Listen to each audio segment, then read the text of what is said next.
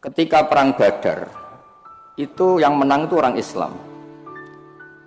Dengan logika yang nggak masuk akal. Orang Islam itu jumlahnya 313, orang kafir bersenjata lengkap jumlahnya berapa? 1000. Singkat cerita, terus kemudian yang kalah itu dulu hukum dulu itu yang kalah itu ditawan, termasuk tokoh-tokoh Quraisy. Di situ termasuk ada pamannya Nabi namanya Said Abbas, itu ikut ditawan.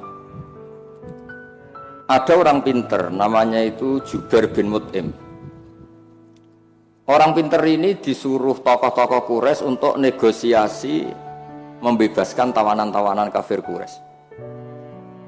Pas datang di masjid, itu Nabi sedang baca wattur wa kitabim mastur fi raqim mansur wal baitil ma'mur was saqfil marfu. Terus didengerin, Nabi itu sambil sholat, bukan acara seminar atau kajian ilmiah, bukan. Nabi bacanya ketika sholat maghrib. Tapi di situ terus kemudian Allah berlogika. Mbok yang kamu anggap Tuhan, mbok yang kamu anggap Tuhan itu ya punya reputasi, punya prestasi. Am khalaqus samawati wal ard. Mbok yang kamu pertuhankan itu punya reputasi menciptakan langit dan bumi. Sehingga disebut Tuhan itu agak keren, punya reputasi bangun langit, terus Tuhannya langit, bangun bumi, ya kemudian Tuhannya bumi. Ini yang kamu pertuhan tuh lahirnya di bumi, mati jadi mumi di pertuhan, itu kan aneh. Itu terus mikir ya, kalau gitu Tuhan itu tidak yang sementara kita pertuhan. Tuhan adalah yang menciptakan langit. Sebab itu Imam di sini termasuk Pak Jamhuri menekuni di ilmu tafsir, ilmu Quran di LP3 Jakarta. Ketika Allah menamakan dirinya Tuhan dan memang Tuhan, itu Allah ngendikan hadza khalqullah fa'aruni madza khalaqal ladzina min duni. Ini saya Tuhan menciptakan langit bumi. Mbok yo kalau kamu ngaku Tuhan ya menciptakan langit bumi, jangan ngaku Tuhan tanpa prestasi. Ada lagi ayat di awal Ahqaf. Qul ara'aytum ma tad'una min dunillah aruni madza khalaqu minal ardi am lahum syirkun fis samawati. Mbok yang kamu pertuhan selain Allah itu tunjukkan ke saya. Aruni itu tunjukkan ke saya. Apa sih prestasi mereka? Apa ikut terlibat pembuatan langit? Syirkun itu ikut terlibat. Sehingga tidak ada jawaban lagi kecuali Tuhan itu adalah Allah yang qadim. Allah sing wajibil wujud. Terus Jubair bin Mut'im kemudian masuk Islam.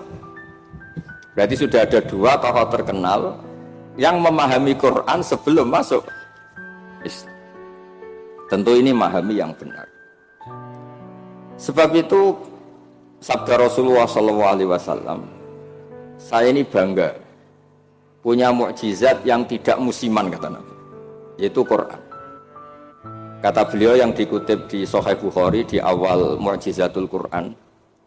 Kata Rasulullah, sabda Rasulullah, ma minal anbiya'i nabiyyun illa qad utiya minal ayat ma mithluhu amana alaihil bashar. Wa inna ma kana alladhi utituhu wahyan auhahu wa ilayya fa arju an akuna aktsarahum tabi'an yaumal qiyamah.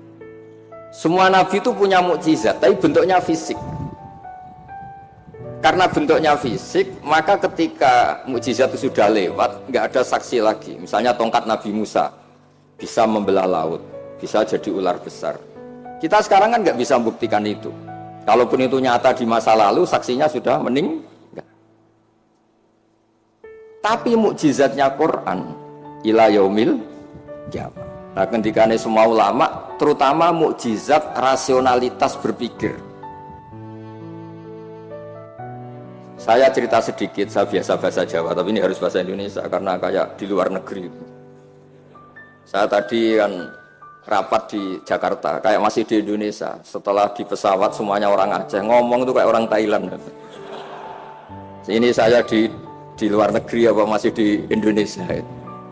Saya tidak tahu Imam Masjid tadi ngerasani apa. Tahu-tahu saya disuruh ngaji, tapi nggak ngerti satu bahasa apa. Kayak mantra. Jadi ini saya kayak di luar negeri. Jadi saya di luar negeri 2 kali, 1 ke Madura, 2 ke Aceh. Sama-sama nggak paham. Mukjizat tertinggi adalah dalalatun akliyah atau hujjatun akliyah.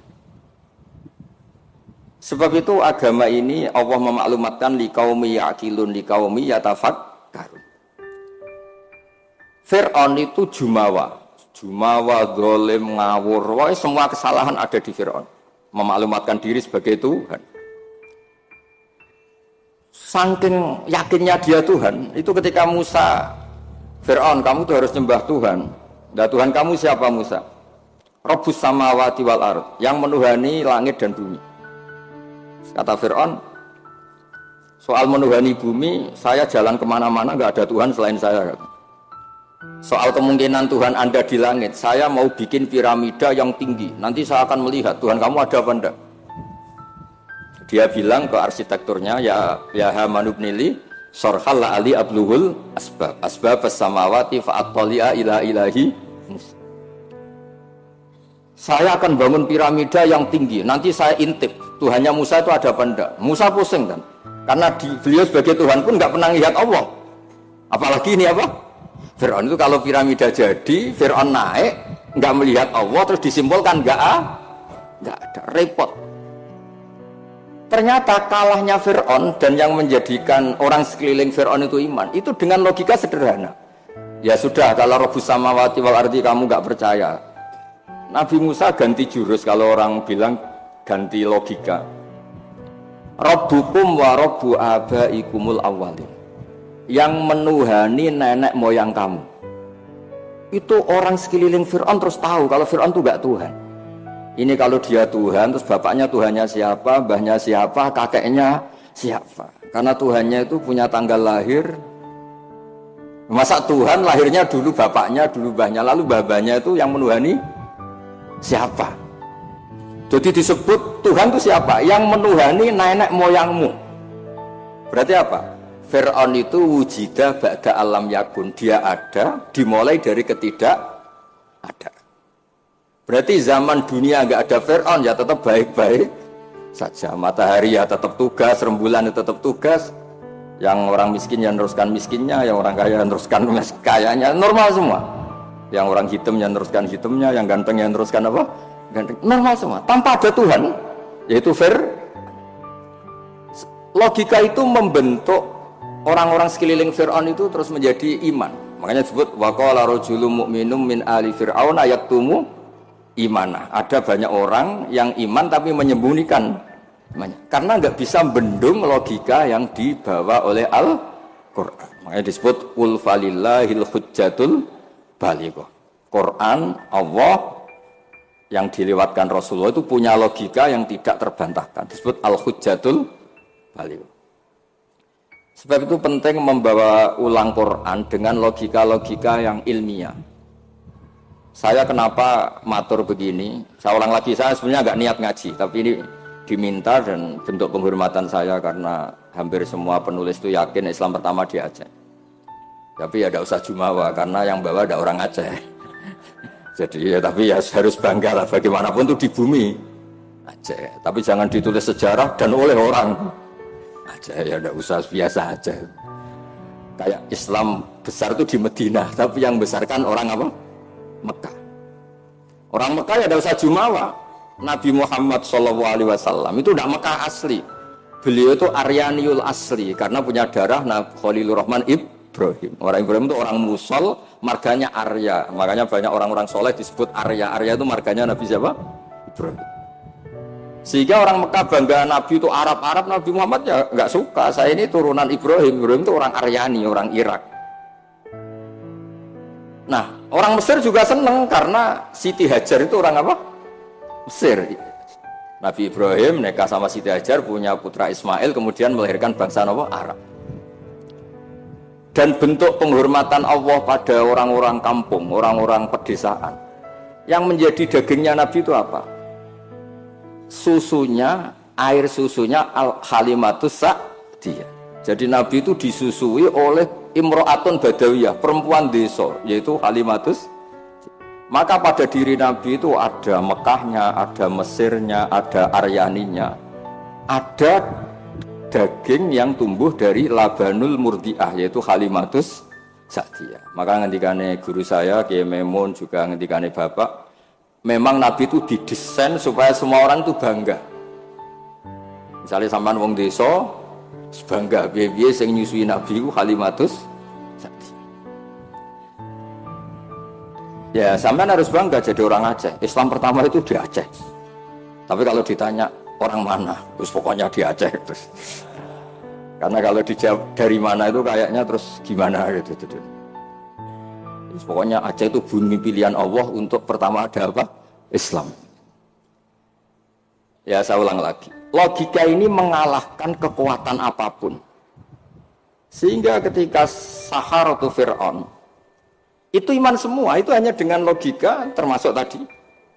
Kalau engkau Tuhan Fir'aun, lalu yang nuhani nenek yang kamu itu siapa? Jadi dikatakan Allah Tuhannya langit, Fir'aun masih jumawa mau ngintip lewat apa? Piramida. Tuhannya bumi, Fir'aun masih jumawa, selama ini yang jadi Tuhan saya katanya. Jadi mensifati Allah itu dengan logika yang tidak terbantahkan. Nah, itu yang ada di surat Tur, am khuliqu min ghairi shay'in, saterusé am khalaqus samawati. Terus ada lagi yang mencibir mereka, orang-orang kafir. Am lahum sulamu yastami'una fi. Kalau mereka Tuhan dan menciptakan langit, boleh sekali-kali kunjungan ke langit dong.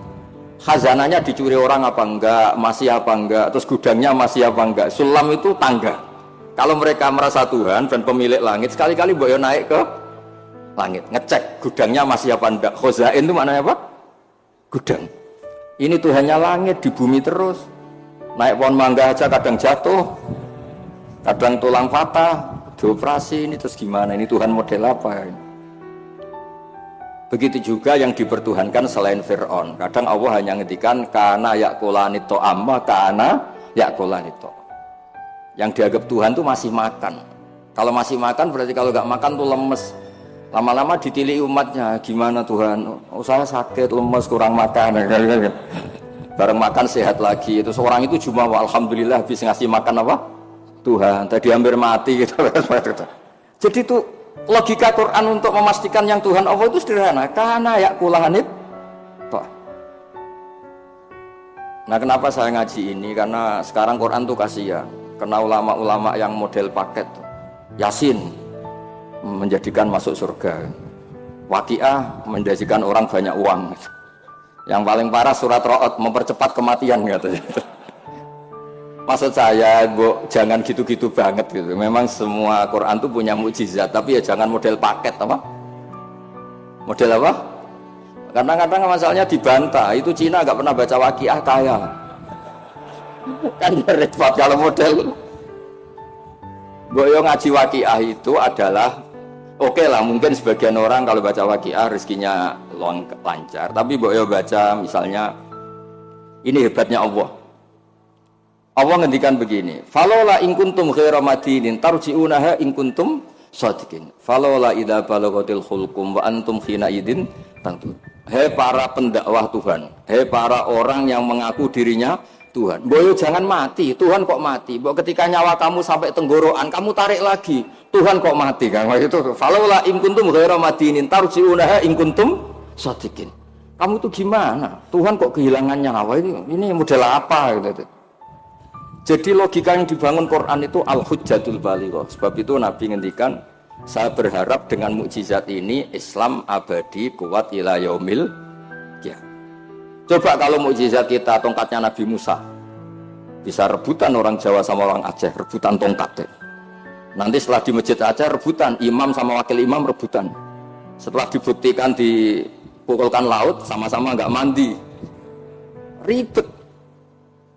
Tapi kalau mukjizatnya Quran ini nur yamsi bihi finnas, menjadi nur yang selalu kita bawa. Misalnya nyuwun sewu kita miskin nggak ada yang menghormati, nggak ada yang percaya. Itu kata Imam Ghazali, resepnya orang miskin akut disuruh datang ke kuburan. Ini yang ngendikan Imam Ghazali, kitab Ihya. Disuruh datang ke kuburan, terus di hatinya bilang gini, semua orang yang mati mulai Nabi Adam sampai kiamat keinginannya hanya satu, ingin hidup lagi di dunia. Dan saya punya yang diingini seluruh orang mati di seluruh dunia. Orang kalau sudah mati, meskipun orang soleh, tetap ingin kembali ke dunia. Bedanya yang soleh ingin menambah apa? Kesolehannya. Artinya apa? Sekere-kerenya orang itu punya sesuatu yang diingini oleh orang yang mati mulai Nabi Adam ila yaumil qiyamah. Orang yang sudah mati inginnya apa? Hidup lagi. Dan kita punya kehidupan. Sehingga terus syukur karena masih hidup. Ya gak usah alasan mapan apa enggak. Kenapa kamu syukur? Masih hidup. Gitu aja penjelasannya sudah. Terus terakhir saya cerita tentang ini, saya tidak bosan-bosan matur supaya jenengan tambah kuat iman. Ini cerita wali, Anda boleh percaya boleh tidak, tapi logikanya benar. Logika ini pasti benar. Dulu zaman Nabi Adam diangkat jadi khalifah, itu malaikat itu protes. Kenapa Adam jadi khalifah? Manusia itu ya mesti tergila-gila lah, biasa lah manusia tergila-gila harta, tahta, wanita. Ini bahaya kalau manusia jadi khalifah. Terus kata Allah, tapi saya tahu kelebihan manusia. Ternyata malaikat tuh nggak bisa melogikakan kenapa kita harus bertauhid. Jadi malaikat ditanya Allah, kenapa kamu iman sama saya? Kata malaikat, saya ini kan malaikat, ikut panitia menciptakan langit surga. Ya, jadi saya tahu lah kalau. Jadi dia iman tuh karena tahu. Malaikat kan ada penjaga neraka. Malaikat kan pasti percaya kalau neraka ada. Dia panitianya kan dia yang jaga. Malaikat Ridwan ya mesti percaya, dia megang kuncinya kan. Tapi kita ini kan kayak sampean semua kan tidak yakin masuk surga. Ya nggak ngerti surga di mana. Tapi kalau baca la ilaha PD-nya la ilaha illallah la ilaha illallah. Karena miftahul jannah la ilaha illallah. Singkat cerita, suatu saat itu manusia dipanggil sama Allah. Coba malaikat-malaikat tuh ajarin cara berlogika tauhid yang benar. Ya saya ini bukan nyinggung jenengan, kebetulan yang dipanggil gak jenengan, yang dipanggil Imam Amudi sama Allah. Coba terangkan, nggak melihat Tuhan kok percaya adanya Tuhan itu gimana? Imam Amudi lah nerangkan itu sederhana. Angka itu 2, 3, 4, 1000, semiliar, setriliun. Nisbatu dzalika ilal wahid, nisbatul far'i ilal asli. Angka itu 2, 3, 1 miliar, 1 triliun dinisbatkan ke angka 1, semuanya itu cabang dari angka 1. Fal aslu huwal wahid, yang asli, yang pokok adalah angka 1. Nah itu qul huwallahu ahad. Oh malaikat gede-gede kok bisa mikir gitu, kok bisa. Artinya apa? Manusia meskipun nggak ngerti langsung Allah itu kayak apa, tapi tetap yakin karena semuanya dimulai dari angka 1. Ya, jadi angka itu 2, 3 sampai 1 miliar, 1 triliun apa? Nisbatu dzalika ilal wahid, nisbatul far'i ilal asli. Semuanya itu cabang, yang pokok adalah angka. Terus dua, beliau mencontohkan gambar. Saya tidak bosan-bosan nyatakan, sampean ngerti gambar. Sampean cek gambarnya bagus atau jelek gak masalah, sementing gambar. Sampean gambar masjid Baitur Rahman ini. Iya, Baitur Rahman ya. Karena yang Baitur Rahim diambil di daerah saya, jadi di sini. Kamu gambar itu mesti dimulai 1 titik. Mbok gambar kamu bagus atau jelek dimulai dari 1 titik. Itu nuqtatil wujud. Itulah sirrinya, rahasianya kenapa Quran dimulai Bismillahirrahmanirrahim. Itu dimulai dari 1 titik, yaitu nuqtatil wujud. Bahwa semuanya dimulai dari 1 titik wujud sing abadi, yaitu Allah sing wajibil wujud. Makanya oleh Syekh Nawawi Al-Bantani, ba itu disingkat bi kana makana wa bi yakunu ma yakun. Itu di semua ulama, di I'anatul Thalibin, di bi karena saya semuanya menjadi ada, dan karena saya pula kata Allah yang akan ada menjadi ada. Logika seperti itu kita tidak perlu lihat surga neraka, sampai nggak perlu lihat bidadari dulu untuk percaya adanya apa? Surga. Makanya ini penting. Agama ini disebut qul falillahil hujjatul baligh. Hujjah itu argumen. Jadi saya mohon semohon-mohonnya, ini tadi saya bawa mushaf sebagai hadiah untuk masjid. Saya mohon Quran itu dikembalikan rohnya. Dulu begitu bangga Nabi dengan Quran itu karena logikanya jelas. Itu tadi yang tauhidnya. Ini ada waktu mungkin 5 menit saya nyontohkan logika sosial, peradaban sosial. Kenangannya orang Madinah, kata orang Madinah, kunna abkhosan nasi kailan. Dulu kita ini orang yang sangat buruk dalam transaksi. Yaitu kalau kulak, kalau orang Aceh bilang apa? Tengkulak itu. Kalau kita beli, ingin 1 kilo ya dapat apa? 1 kilo. Kalau 1 pintal ya dapat apa? 1 pintal. Tapi kalau kita jual, orang beli, misalnya beli 1 kilo, kita kurangi nggak sampai 1 kilo. Atau dari kualitas A menjadi B. Itu Allah cara ngedikan tuh bagus. Wailul lil mutaffifin alladzina idza talu 'alan nasi yastawfun wa idza kaluhum aw wazanuhum yukhsir. Itu orang nggak benar, itu nggak fair. Ketika tengkulak dia ingin timbangannya 1 kuintal mendapat 1 kuintal. Ketika ada orang beli 1 kuintal yukhsirun. Intinya itu nggak fair. Cara Jawa itu dipek menangi dewi. Itu nggak benar, peradaban seperti itu tuh nggak benar. Sehingga terus orang Madinah itu menjadi ahsanan nasi kailan, orang yang sangat baik dalam berperadaban. Kalau ingin dihormati orang ya harus hormat. Kalau nggak ingin disakiti orang yang jangan menyakiti orang. Sehingga kita tidak melakukan tatfif. Tatfif itu curang, nggak fair. Ya, itu disebut apa? Wailul lil mutaffifin alladzina idza talu 'alan nasi yastawfun. Kalau posisi tengkulak ingin 1 kuintal dapat apa? 1 kuintal. Wa idza kaluhum aw wazanuhum, kalau ada orang beli 1 kuintal mendapatkannya yukhsirun. Orang itu tidak sampai dapat apa? Itu kan mirip kita sebagai tokoh atau kiai. Kita tidak hormati umat kita, tapi kalau umat kita tidak hormati kita, kita marah, itu tidak fair. Kalau ingin dihormati orang ya harus menghormati orang lain. Saya beri 1 contoh betapa hebatnya Rasulullah SAW. Orang itu kan iman sama Nabi. Yang iman ya macam-macam. Ada yang soleh, ada yang setengah soleh. Ada yang soleh banget, ada yang dolim banget. Tapi kata Nabi, semua yang iman saya tetap semuanya masuk surga. Soal neraka dulu itu sudahlah, sementing nanti akhirnya masuk surga. Karena itu fair. Masa sudah iman ke saya, kemudian tetap saja gak masuk surga. Terus untuk apa? Sebab itu Nabi ngendikan syafaati li ahlil kabair min ummati, meskipun salah kalau itu umatku bersyahadat tetap tak kasih apa? Syafaat. Dan Quran sendiri memaklumatkan summa aurasnal kitab alladzina astafaina min ibadina. Quran ini bisa berguna untuk siapapun. Faminhum dzalimun li nafsi. Yang orang yang zalim pun itu dapat syafaatnya apa? Quran. Wa minhum muqtasid. Itu fair. Artinya fair itu Nabi diimani oleh sekian orang, kemudian tiap malam bertahajud. Hanya apa? Mohon supaya dikasih hak apa? Syafaat. Karena beliau tahu, setahu-tahunya kalau umatnya banyak yang salah itu setahu-tahunya. Wong ada orang suka ke masjid itu karena WC-nya di rumah jelek, enak WC masjid. Ada orang kalau di masjid betah, dikira itu ahli itikaf, ternyata AC-nya enak AC masjid. Sudah lebih dingin nggak bayar.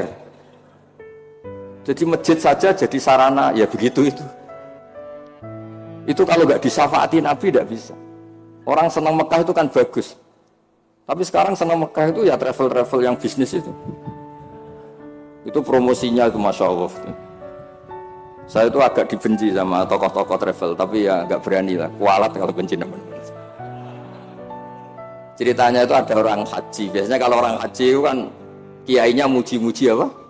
Haji, semuanya orang haji itu gini-gini surga, al-hajjul mabrur salahu jazaa'un ilal apa? Jannah. Biasanya di BRI, di BNI kan ada hadis-hadis itu. Ada orang haji kan dilepas sama kiainya. Kebetulan kiainya saya ngelepas ya haji mabrur itu masuk surga. Yang sabar dengan kemiskinannya ya masuk surga. Sering dimarahin istri sabar ya masuk surga. Ana wa kafirul yatim kahataini fil jannah. Yang ramah anak yatim ya masuk surga. Terus kata Nabi, orang yang menjaga 2 yang lubang, al-ajwafan 2 yang lubang, yaitu jaga lesannya dan farjinya juga masuk surga. Itu yang hadirin senang semua, karena mereka yakin nggak akan haji. Katanya nggak ada kiai bagus Pak. Karena yang nggak bakat-bakat haji, yang miskin permanen atau apa, semua. Itu yang punya rumah itu kayaknya mangkel tapi ya dia gitu. Terus saya bilang, kalau kamu mangkel sama pidato saya, karena yang tak promosikan masuk surga ada kamu tok, saya akan berdoa kamu masuk neraka. Wah jangan Gus, nggak apa-apa. Maksud saya, Mbok Yo Kiai itu niru saya gitu, supaya konstitusi Islam itu utuh, sehingga semua orang tuh nikmati sarana yang dikasihkan Rasulullah SAW. Sukses ninggal zina ya janjinya surga, ngerawat anak yatim ya surga, peduli sosial ya surga, la doror wala diror, tidak merugikan orang lain ya surga. Sehingga varian Islam itu banyak. Orang-orang yang punya biro haji itu seakan-akan surga itu haji. Makanya saya ini agak diuji sama Allah, sering ditawarin haji gratis supaya mencabut fatwa itu kayaknya itu. Nggak, maksud saya ibu yang fair gitu. Meskipun saya di Masjid Aceh, ya jangan terus muji masjid yang besar untuk menjadi sarana surga. Masjid kecil juga menjadi sarana apa? Surga. Dulu Ashabul Kahfi masjidnya di dalam gua juga sarana surga, gak ada bangunannya malah. Sehingga Islam ini benar-benar yang digandaki Rasulullah. Rasulullah itu kalau muji orang masuk surga itu segampang itu. Sampai ngendikan hal yang mungkin orang pria itu tidak siap. Wa fi buti ahadikum sodako, kamu ngumpuli istri itu sodako. Sampai sahabat tanya, masa urusan hubungan biologis masuk surga? Kata Nabi, alaysa wa wadu'aha fi haramin akana ali wisrun, kalau dia salah letakkan apa? Dosa. Jadi surga itu ditulis Nabi itu mulai ngumpuli istri, wa imatatul adza anit tarik, ada sampah dibersihkan, ada hal yang bahaya. Sehingga Islam terus milik semua. Satpam bangga karena jaga apa?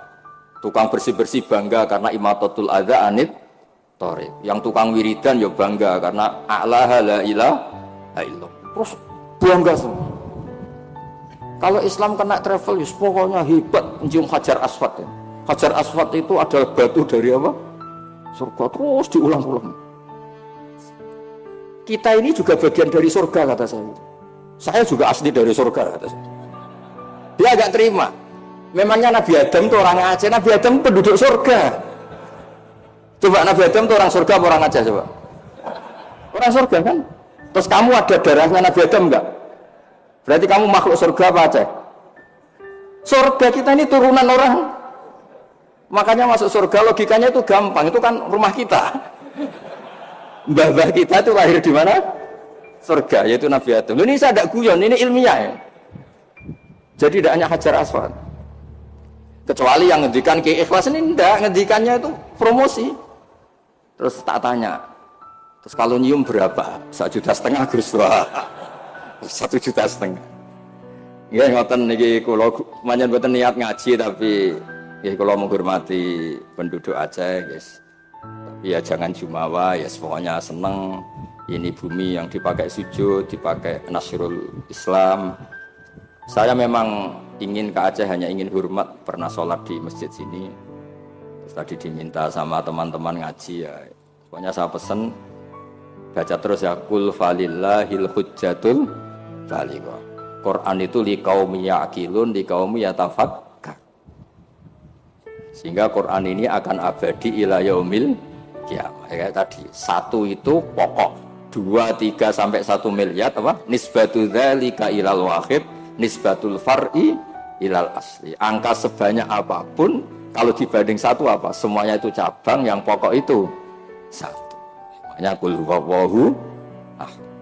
Jadi kalau suwun dengan logika niki kayak terus gampil, mugi berkah, minta maaf yang banyak, ngapunten kang kathah. Assalamualaikum warahmatullahi wabarakatuh. Ini tak tidak betul. Loh ini salah.